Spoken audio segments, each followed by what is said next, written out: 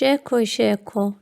xariira shilin baa dhuustay gafanaa sheegaa maxawis.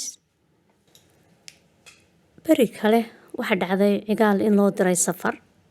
Sida caadada ah dadka reer baadiyaha miyiga jooga waxa weeyaan markay muddo joogaan magaalada loo safraa waxa laga soo iibsadaa sonkor, timir, waxyaabaha aan oolin miyiga. Miyiga inta badan waxa yaaluun caano iyo hilib iyo haddii ay beero leeyihiin dalag beereed laakiin sonkorta iyo timirta iyo shaaha iyo bay ugu jecel yihiin reer baadiyuhu iyo dharka marka magaalada loo soo doontaa. Cigaal ayaa magaaladii yimi safarkiibuu qaatay markuu cigaal dhexda sii marayo ayaa wuxuu u hoyday reer buu tegay wuxuu yidhi wallaahi dhulkii wuu soo madoobaanayaa habeenna kuuma fiicna inaad socoto khatartaa badan ilaan waa cigaalo waa fule markaa imika waa nin weyn laakiin fulaynimadii caruurnimadii ku dhacday weli way haysaa wax walba uu ka baqaa wax walba uu iska ilaaliyaa waa nin aad u digtoon oo aad u feejigan. Cigaal ayaa yidhi allaylay caawo reerkan iskala seexo reerkan caawo la joog beri subaxa markuu waagu baryana ka tag. Reerkiibuu u tegay markaasuu yidhi war caawo nin martiyaan ahay waxaa la yidhi waa yahay marti baa tahay guri baa la geeyey gurigaa iska fadhiiso waxaa lagu siinayaa casho iyo reer baadiyuhu sida caadada ah hadday cid marti habeenkaa u timaado neef bay qalaan markaasaa hilib loo kariyaa hilibkaas isagana wax laga siiyaa dadka kale reerka joogana inta kale ayay cunaan. Cigaal gurigii dhex fadhiya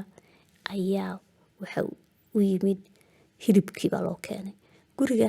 waxaa dhex hurtay ilmo yar wiil yar baa dhex hurtay wiilkiibaa toosay cigaal baa hilibkii isagoo cunayo sidaa hilibkii u cunaya ayaa kii yaraaba kusoo gurguurtay ilaan caruurtuna mar walba waxay jecel yihiin dadka waaweyn markay soo gurguurtaan waxay doonayaan in qofkaa weyn ama dhabta ku yar qabto ama waxa uu cunayo wax ka yara siiyo. Cigaal buu kii yaraa kusoo gurguurtay cigaal baa kii yaraa saa u eegay mididiina wuu haystaa wax ku googoosanaya uu baqay mididiibuu dab iskaga dhigay kii yaraaba kusoo qoslay oo kusoo gurguurtay cigaal baa waar iga joog waa ragga laguma soo orday iga joog waar niyow iga joog markaasaa nin baa soo galay guri war cigaal yaad is haysaan war ninkanaanu is haynaa midaan arkayn ma rag baa laysku soo daayaa markaasuu ninkii ku qoslay yidhi ma ilmaha yar baad ka baqanaysaa cigaalow war waanu ka baqanaynaaye ilmaha yar ninkaa dib nooga celi waa nine ninkiina wuu iskaga tegay. Cigaal baa meeshii ka warwaray hilibkiibuu barka cunay hilibkii markuu barka cunay ayuu wuxuu arkay haddana reerka miyiga inta badan xoolaha kuwa yaryar ee dhashee maqasha yaryar neefka yar ee imika dhasha gurigaa lagu soo xidhaa waayo dibadda waxa weeyaan wuu dhaxmoonaya wuu ku dhimanaya habeenka. Wuxuu arkay nayl yar nayshu waxa weeyaan kay arigu dhalaan idaha ayaa dhala nayl yar oo halkan ku xidhan buu arkay nayshiibuu sidaa u eegay nayshiiba mar walba boodbooto iyada qudheedu waxay doonaysaa in xaggiisa usoo cararto. Ninkii cigaal baa shakiyey wuxuu yidhi caawa halkani kuula inaad u hoyato waayo baalashaasi nayshaasi madaxa madowliin halkaasay soo joogta inankaa yarna halkaasuu soo joogaa markaa labadaa midna ma aamini karo. cigaal baa iskaga baxay gurigii alaabtiisiiba urursaday dadkii baa war cigaal caawa noo hoyan ma idiin hoyan maayo waan iska sii caraabaya wuu iska socday cigaal wuu socday markuu cabbaha reerkii ka socdo iyo dhulkii sii madoobaaday ayuu cidlo u baxay ayaa wuxuu arkay waxbaa meel uga muuqday u shakiyey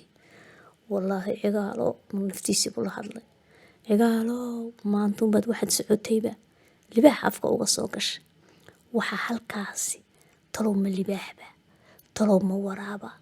talow waa cadow kolley wuu fiiriyey marba markuu sii eegaba cabsidii kusii badataba wuxuu ula sii ekaada libaax cigaal baa baqay warankiisii uu dhulka ku taagay bartiibuu iska joogsaday habeenkii oo dhan buu waranka gacanta ku hayuu is ilaalinayay ulaha libaaxaasi hadduu kugu soo dhaqaaqana afka kaga dhufo haddii kalena waagu ha kuu baryo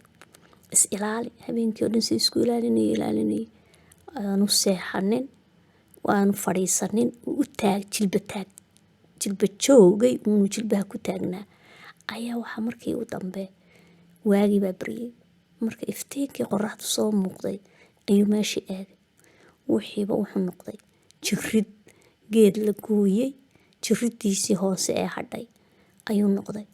Markaasuu soo dhowaaday, markaasuu ku dhuftay warankii jiridii. Markaasuu yiri, jirid yahay waxaan ku moodayay, haddana jirid yahay waxaad noqotay. Jirid yahay waxaan ku moodayay bahal i cunaya, haddana waxaad noqotay qori yar oo qalalayo meel iska yaala. Way cigaal baa iska xiishooday, sidii buu iskaga tegay reerkoodii isagoo habeenkii oo daalanaa oo maalintii oo dhan socday oo habeenkii oo dhanna is ilaalinayay. Sheekada cigaalna halkaasay ku dhammaatay.